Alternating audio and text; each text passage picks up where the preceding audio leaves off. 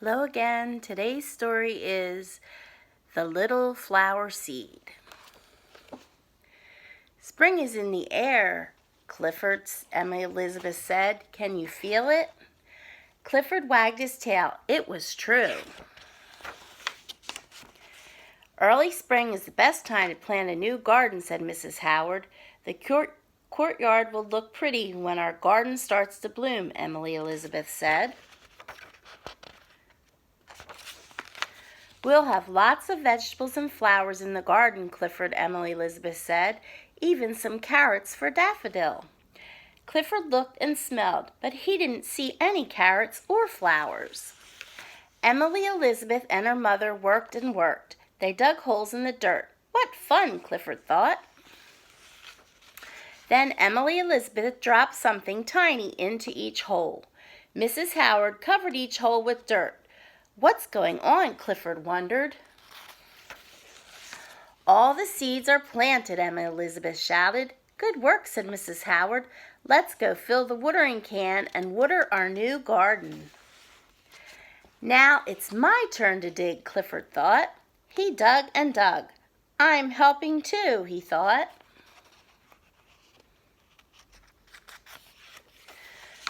No, Clifford, Emma Elizabeth shouted. Stop digging up the seeds. Clifford was so confused. He didn't know what he did wrong. Seeds have to stay in the ground to become trees and flowers, explained Emily Elizabeth. This sounded strange to the tiny red puppy. It rained the next day. Rain is good for gardens, Daffodil told Clifford. Why? Clifford asked. Seeds need water to help them grow, Daffodil said. In a few days, Clifford saw something wonderful. The little flower seed had grown into a tiny plant. Soon all the seeds grew into tiny green plants. Clifford thought they were beautiful. Emily Elizabeth watered the garden every day, and every day the weather got warmer and warmer. The plants grew and grew. The sunflower was Clifford's favorite. When summer came, the puppy loved to stay cool in its shade. Isn't it wonderful, Mrs. Sidorsky said, and the seeds are delicious. You're a good gardener, Clifford Daffodil said. This is the best carrot I've ever eaten. Emily Elizabeth, you should be very proud, said Mr. Howard. You grew a whole garden from little seeds. Clifford barked happily. The sunflower was growing, and so was he. Who knew how big they'd both get? The end. Now, since it's getting nice out, I know a lot of people are starting gardens.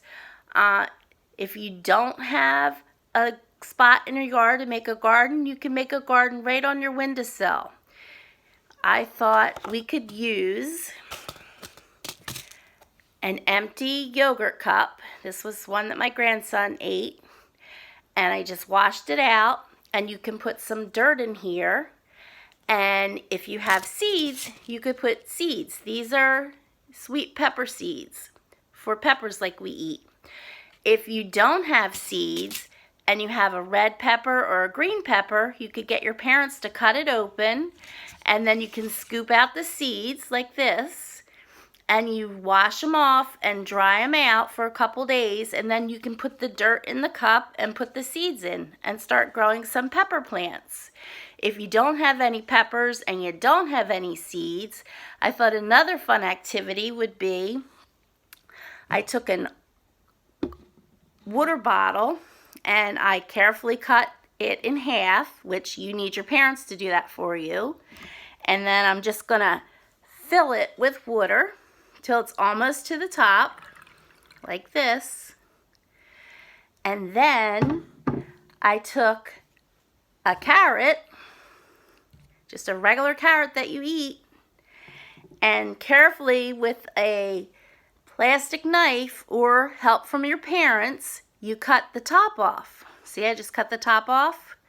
And then I took some toothpicks and I stuck them on one on each side carefully, and then you set it like this in top of your little cup that you cut for your carrot.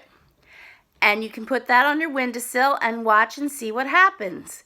It'll start to grow. See, this one started to grow? And you'll see the roots in the bottom. You can't grow any carrots with it, but it will make a plant that you can watch grow. You can put it right on your windowsill and look at that each day. So there's a couple ideas to help start with spring and a garden. So I hope you enjoyed it, and I'll see you again tomorrow. Goodbye.